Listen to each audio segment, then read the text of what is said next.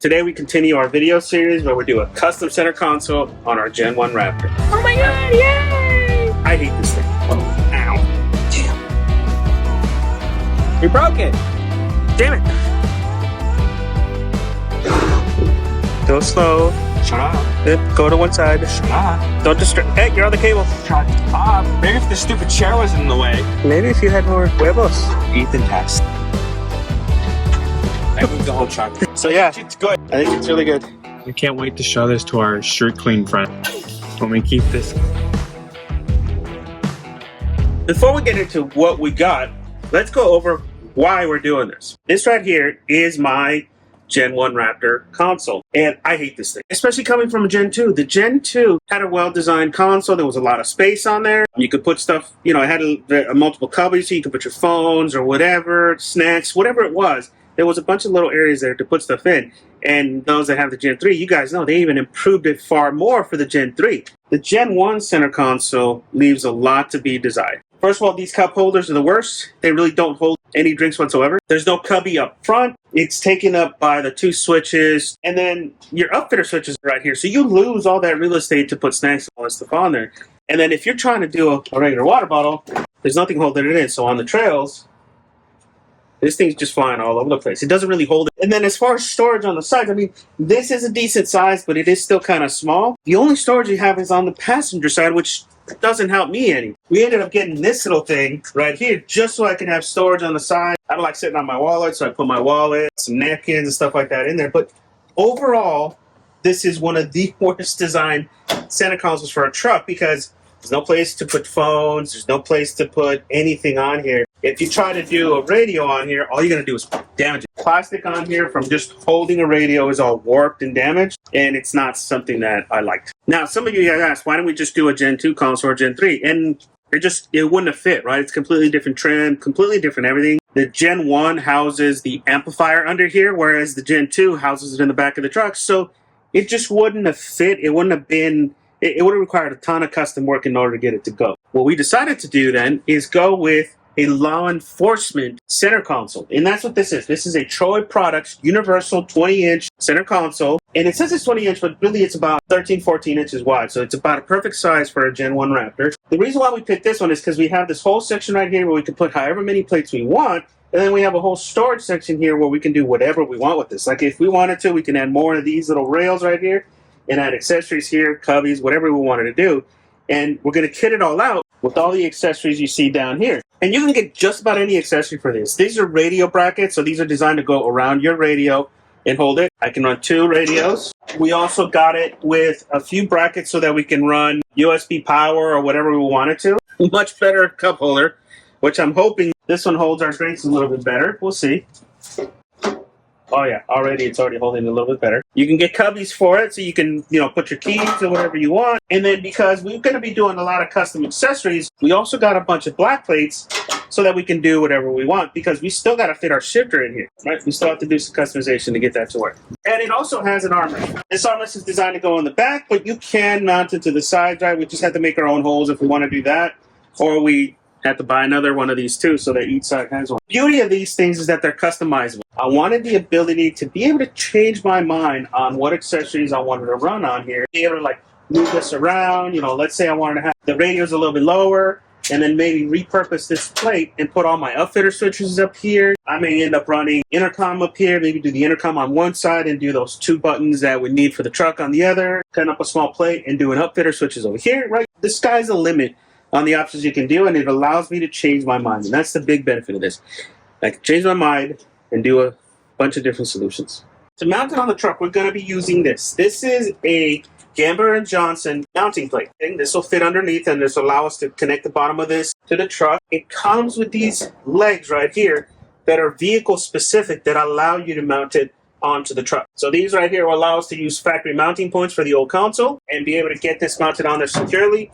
Now, you guys may be asking, why did we go universal? This truck is a 2014, and they don't make vehicle-specific versions of these anymore. But if you have like a Gen 2 or a Gen 3 Raptor or equivalent F-150s, they do make vehicle-specific kits for the newer trucks, so you can drop it in, and it fits in with all the trim and all that stuff. So a lot of you Gen 3 guys or Gen 2 guys that want to do something similar, you can, And you guys actually have more options because your trucks are newer and they're still making stuff for this. This is all tied to law enforcement. So if law enforcement's not buying it, they're not making products for it. So for that reason, you won't see these made for the 2014s anymore because law enforcement's not buying these trucks anymore. They're retiring them. So there's no reason for the companies to make it.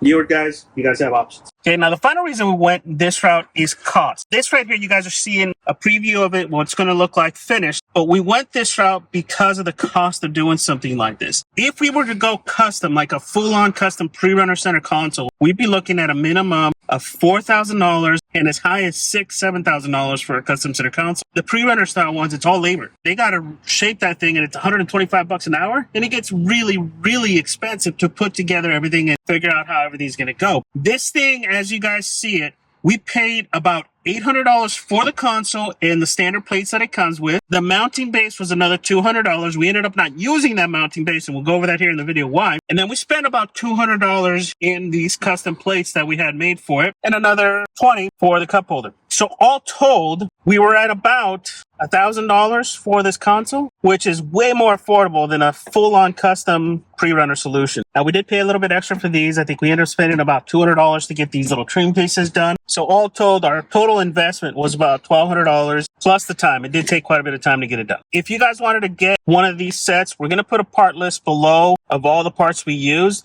We ended up using a company called WestCoast Lights and Sires, Inc. They're actually a company local here to Southern California. We did call around to a bunch of places. There were the few do a smaller order for, a personal install, right, to get all the parts installed without a crazy markup. We tried calling a bunch of these companies. They only work for the big cities, and they only care about the big projects. They could care less about a little project. WestCoast Lights and Sires, not only were they very helpful, they worked with us, and they gave us a ton of advice. So even though this video is not sponsored in any way by them, we do highly recommend them, and we'll put our salesman contact information below if you guys want to try to replicate something like this. This is not going to be a simple just drop in and go. There's still a lot of stuff we have to figure out, from like the shifter, how that's going to be integrated, to a bunch of other things. So in this video, we're going to try to get this all dry fitted, try to get our shifter in place and see what we have to do to try to get the shifter working. And then we'll probably end up going to one of our local shops to figure out the plate and everything we're going to need to get that to work. So let's get to it. Now, in the previous video, we went over how to take off the center console. So if you guys want to learn how to do that, make sure you guys take a look at that. We also saved our harness from the old center console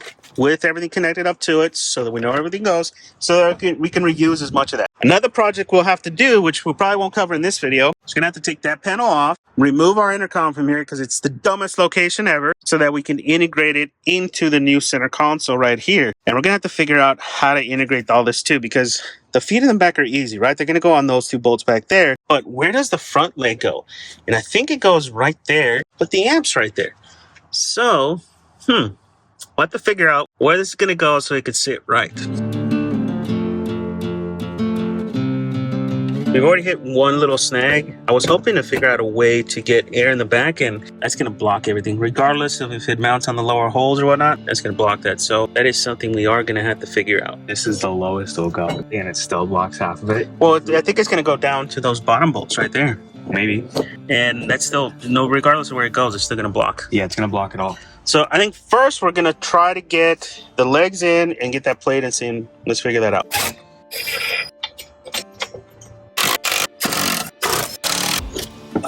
Yep, and just put it off to the side for now. Let's see where this is going to go. Okay, so That's where it goes. most likely on those bottom bolts. All right, so let's get those out and put that on. Got it. Those are 8. Those are 8. That's how it's going to look. Yeah, let me just... Oh, we can use that to center it. Oh, yeah. It's convenient. Yeah, but we still have to center it on the truck. Let me get some washers, some larger washers, and we'll figure it out. There's a gigantic... All right, I got some big washers for you. Okay, we'll off to the side and put it down. All right, did the holes line up? Yeah. All right, let's get those 2 little bolts in. So there is our base. Now, I think we're going to try to figure something out with the end and try to put it underneath that base somehow. It's got these little bolts right here. I think that might even fit underneath. We may have to do some spacers or something like that, to get it to fit underneath that. But I think it might be worth it to try to get it to fit under there. Flip it up and put it on the bottom side of this. Yep, with some spacers and stuff like that. Yeah, the spacers on that side. Looks good. Would you like to get the big one in here and see how it looks?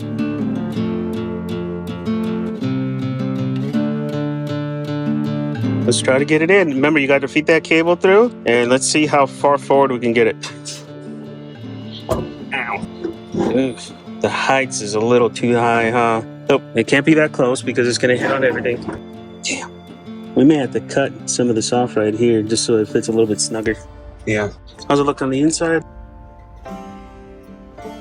Okay, so we already ran into our first snag trying to get the bolts in. So the bolts that the Troy Products uses are much larger. And while they fit on the Troy Products rails, they don't fit on the Gamber & Johnson rails because the Gamber & Johnson rails uses much smaller rails. So that is definitely a drawback right now, right off the bat. So we're probably going to have to get our own hardware or figure something out. All right, second problem we ran into is the shifter. And the ideal position for it is right here, but like even if this is closer, look at how far away that cable is from us. And that's going to connect up to the bottom of that. Now we did think, okay, well maybe if we put it up here, but now we're being blocked. Plate over there is blocking us. So we would have to cut that. I mean, we'd have to cut that too to get a little bit extra. And then look how the cables ran too. Cables ran through the bottom, so we would have to reroute it and cut some of the plastic away too to get it to route correctly. So yeah, and then it also messes up our layout too. Having the shifter up top right here sucks because that's the optimum position for the radios. I'd rather have the radios up there. Definitely a whole lot more customization than I was expecting. So here's kind of my dilemma, right? First of all is the height. Don't like how high off that is. You can make it work, but I definitely don't like how high that is. The other thing too, we need to figure out a way to kind of integrate it here, and we either have to maybe cut right here and then up so it fits better, but we also have structure back there that we would need to cut too. So it's a drawback, right? There's a lot of customization that has to happen. So this would be a whole lot better if it was about an inch shorter. We're gonna get the seat back in. Heavy, baby. Just to kind of give it a better look. Unfortunately, we drained the battery just having it open. One of the drawbacks of the Gen 1 and all the accessories this thing has connected to it. Boys are jumping it right now. Okay, so after we jumped the truck, because we drained our battery, just keeping the doors open, we're trying to mock up to see what we're going to have to do, right? So I think one of the things we're noticing is this has to go up closer forward so that this cable right here, the linking cable, has enough space. We're about, what? A good 5 inches? Oh, about 4. 3 inches off where we need to be. And if you look here, we're more than 3 inches. We're close to 4 inches. So we got to figure out a way to get this thing 3 inches closer. That should give us what we need to get back. Let's see. This right here. Yeah. 3 inches will give us room to spare, hopefully. But the challenge we're coming up with is too is like, how are we going to lay this out? Because I really want this on the flat side. I don't want it up here because I'd rather have my radios here. Maybe do the intercom here. That little intercom over there might fit right here. And then we'll definitely have to figure out a mounting solution for this because this is going to need a base all from underneath. Get it at the right height so it can shift correctly. Yeah. So I think first thing we need to do is figure out what we have to trim to get this 3 inches closer. We need to make sure that we have enough room to adjust these. One thing we can also do too is like lower it. Yeah, the lowering is an option too. But that means more custom work. And the more custom work we do, the more complicated this gets, right? Like we could do like custom brackets to get this a little bit lower so it could sit lower, but that carries its own issues as well too, but because we still have to find room for this amp, right? The amp still has to go underneath there. Yep. Kind of SOL on vents in the back, so whoever's in the back is gonna Roast. Pop open a window. But we don't usually bring people in the back off-roading. And this is a dedicated off-roader. It's just gonna suck if we ever take this on a long trip. Definitely not looking forward to all the custom work we have to do, but it is a lot. Now we're gonna use this. I'm not a metal worker, guys, so I know somebody's gonna be screaming at me and like we're doing this wrong, but we just need to get it close enough. Can you push him in, Nita?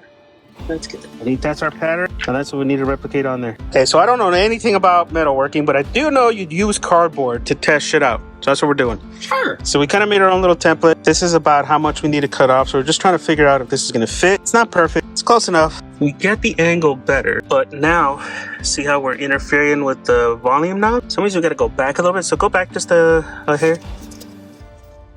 Let's see. What about down here? Down here, we're still a little off though. Yeah, that little corner's got to come down a little bit. But I might be able to go out with that. Like bend it outwards and have it wrap around that. That's about as close as we're going to get it. That's signifying what we got to take off. And let's go see what this looks like. You know what? I think that's about what we're going to do. We can actually fill that gap a little bit, actually. So that ends up being it. Small gap, but it's a small gap that I'm willing to live with. And then we'll bend that piece out so that it conforms. So that's our cut. And then we're going to have to repeat it all the way down. I suck at metal work, so hopefully this goes well.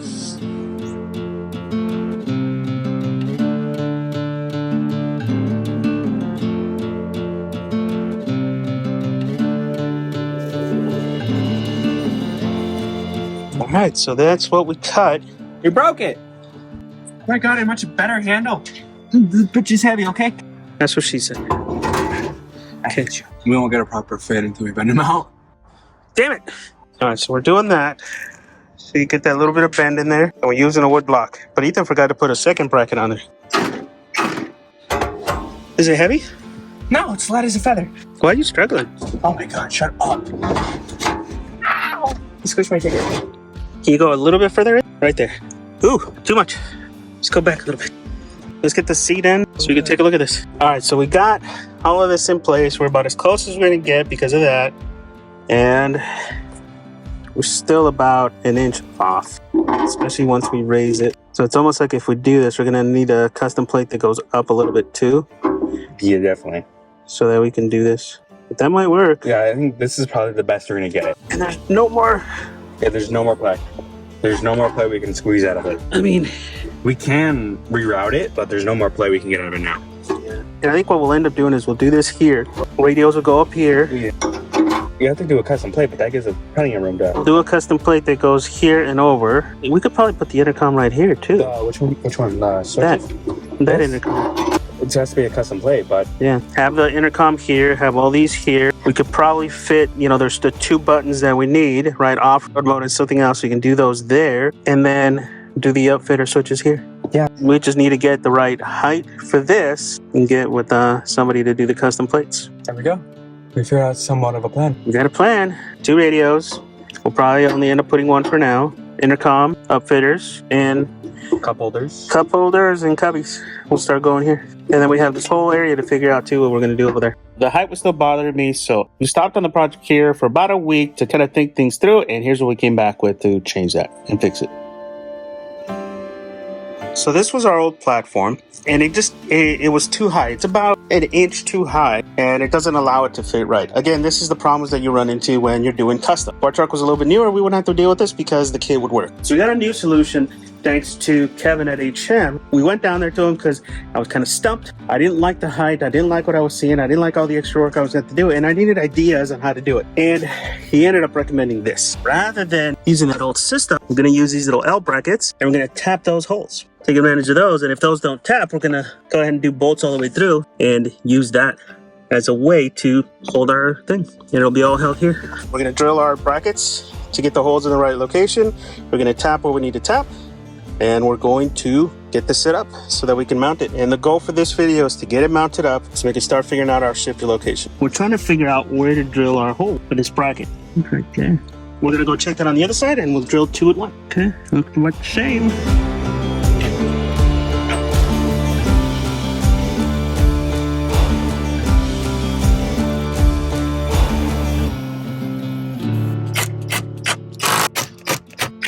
Now these front holes are just blanks. There's nothing in them. We're gonna tap and we're gonna die it. We're using what we have. I have a M6 tap and die. We have M6 bolts, so that's what we're gonna use. You guys, you can use whatever you want.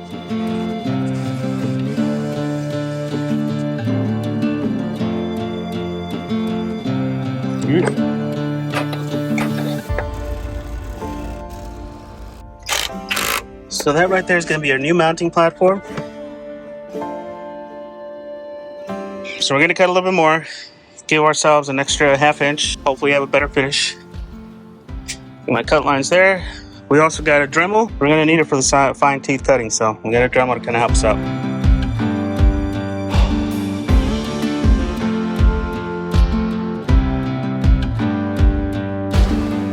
Look at that. It's a much better fit. It's a little tighter on there. We are gonna put some rubber on there because that's gonna vibrate the shit out of it. And I may cut these off. I may just cut these off completely. I don't know yet. Let's give it a try. Gear shifter. So gear shifter, our biggest problem has been getting the shifter as far back as we needed to. So we're gonna hook this up and see where it ends up. Okay, so we got the shifter semi hooked up, and already there's an improvement. Look at that. So definitely a huge improvement from before. Okay, now we have to do the tedious task of making sure this is centered. So if you look, that side's a little bit off from this side. So we just gotta see it. And then if you look at the inside too, you can tell just based on where the rubber ends, right? So we got to do that so we can mark the holes that we need in order to mount from underneath. Okay, so that is at 1 3/4 inches. So this is at 2 inches. So we got to split 1/4. Right? You gently push it over. So right now, those little flaps are messing with our ability to center it. Right, on both sides. They're actually not letting us move it to where we need to be. I want this to be perfectly centered, so we're just gonna do a straight line down so we can do the adjustments we need to do. A few moments later. Cut up the sides, made it a little bit more uniform. We are gonna put rubber on here to avoid the touching and all that stuff. Looks much better on the sides. Now we just gotta center it. And that's the hard part. So we need to go in just the hair. Let's see what the other side is. We're right there. That's about centered. Okay, now we gotta do the back. Okay, so we got about, it's like what, an 8? So we're not centered in the back. Okay, so now we got it, what, 3/16? We'll see what the inside is. Go right there. That's about as close as we're gonna get it. So let's check our measurement up front again, just to make sure, and then we're golden. There, all right, it's a 16th off. That's okay. We're gonna call it within the margin of error. A 16th, I'm okay with it, because that looks pretty straight. Okay, now we have to do the hard part of marking our holes underneath so we can drill it. That's gonna suck. That's fun. We got our brackets marked. I couldn't really mark the hole, so we're gonna have to take the brackets off to get our holes in the accurate location. Okay, now we got our holes marked out. Kind of drill.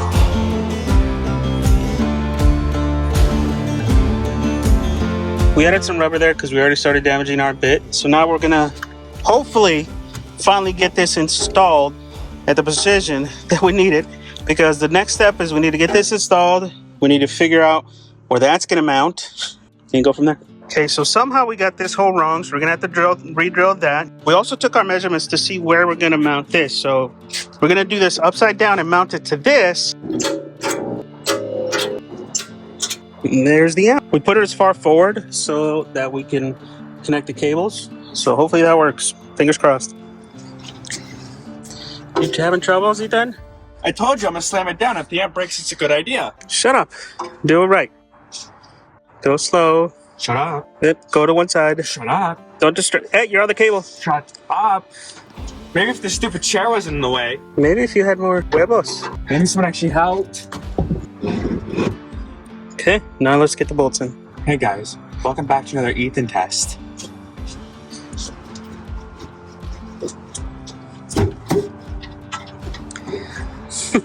I moved the whole truck. That's pretty good. So yeah, it's good. I think it's really good. So big thank you to Kevin for the idea on the brackets. That made it so much simpler. I'm really happy with how it turned out.